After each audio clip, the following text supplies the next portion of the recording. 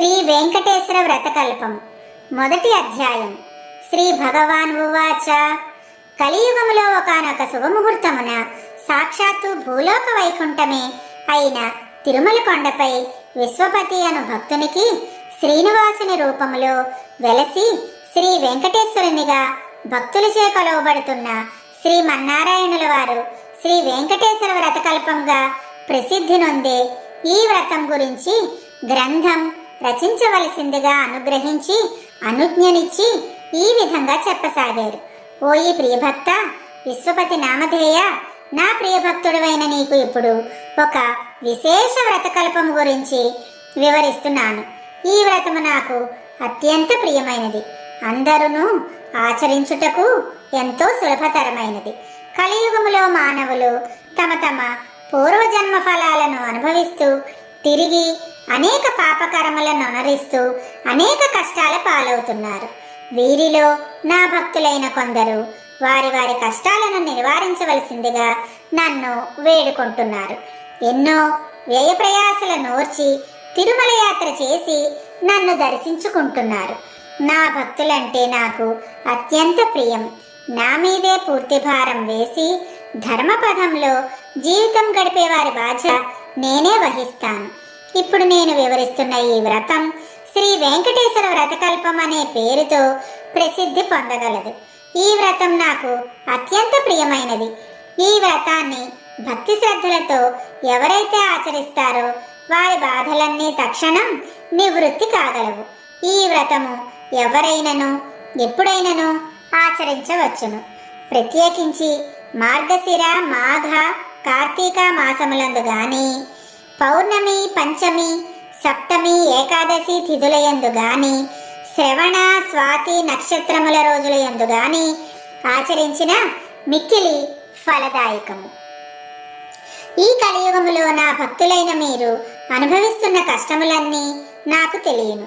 మీకు ఎప్పుడు ఏ కష్టం కలిగినా, ఏ ఆర్థిక సమస్యలు గాని, ఆరోగ్య సమస్యలు గాని, ఉద్యోగ వ్యాపార సమస్యలు గాని కలిగి మనశ్శాంతి లేనప్పుడు ఈ వ్రతము ఆచరించిన ఎడల తక్షణమే ఆ కష్టాలన్నీ తొలగిపోగలవు. మరియు మీరు మీ ఇంట ఏ శుభకార్యము తలపెట్టినను ఈ వ్రతము ఆచరించిన ఎడల ఆ శుభకార్యము నిర్విఘ్నముగా జరిగి 1000 రెట్లు శుభప్రదము కాగలదు.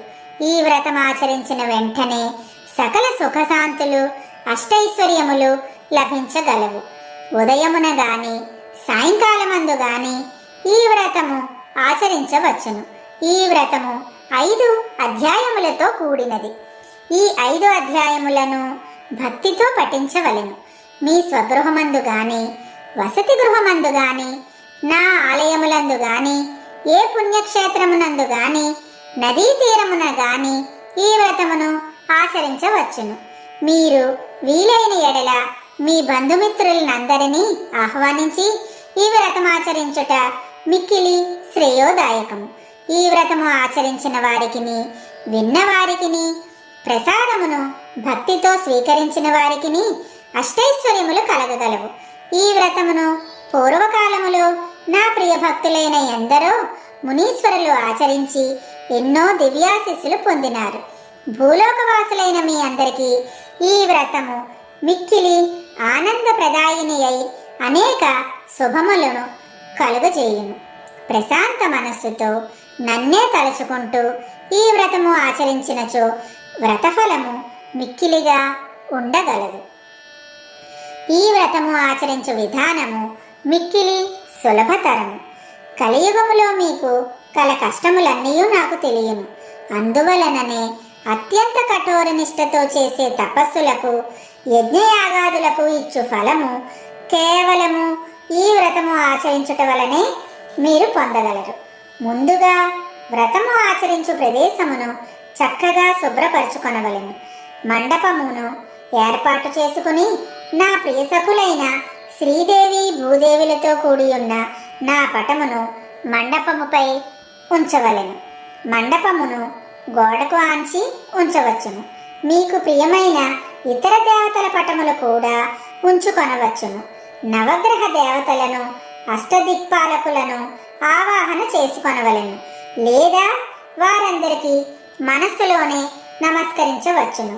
ముందుగా పసుపు వినాయకుని పూజింపవలెను. అటు తర్వాత ఈ వ్రతమునందలి 5 అధ్యాయములను భక్తి శ్రద్ధలతో పఠించవలెను. ఇదియే ప్రథమ అధ్యాయము. మిగిలిన 4 అధ్యాయములను నాకు అత్యంత ప్రీతిపాత్రులైన విశ్వామిత్ర, వశిష్ఠ, భరద్వాజ, అత్రి మునీశ్వరులు ప్రవచించారు. ఈ 5 అధ్యాయములను పఠించిన తరువాత నాకు ప్రియమైన స్తోత్రములను పఠించవచ్చును. ప్రతి అధ్యాయమునకు చివర గోవింద గోవింద గోవింద అని 3 సార్లు స్మరించవలెను. ఈ కలియుగములో సామాన్య మానవులైన మీ అందరి కష్టాలు నాకు తెలియను. కావున మరొక విశేషమును కూడా చెప్తున్నాను.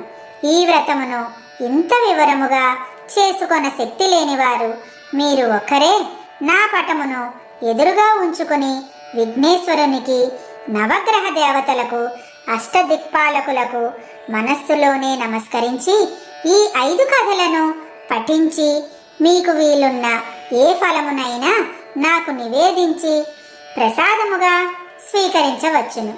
ఈ విధముగా చేసినా కూడా మీ కార్యసిద్ధి కాగలదు. మీ కష్టములన్నీ తొలగిపోగలవు. మీకు సకల శుభములు కలుగును. ఎవరైతే ఈ వ్రతము అత్యంత భక్తి శ్రద్ధలతో ఆచరిస్తారో వారి గృహమునకు స్వయముగా నేనే ఏదో రూపములో వచ్చి ప్రసాదాన్ని స్వయంగా స్వీకరిస్తాను. నా అనుగ్రహము మీ అందరి యందు ఎల్లప్పుడూ ఉంటుంది.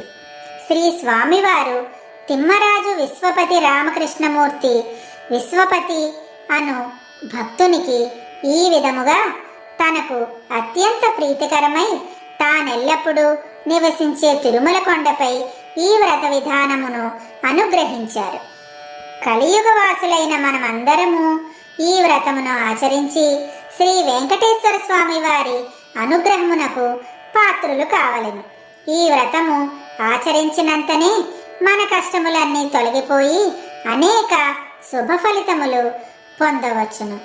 గోవింద గోవింద గోవింద గోవింద గోవింద గోవింద. ప్రథమోధ్యాయము సమాప్తం.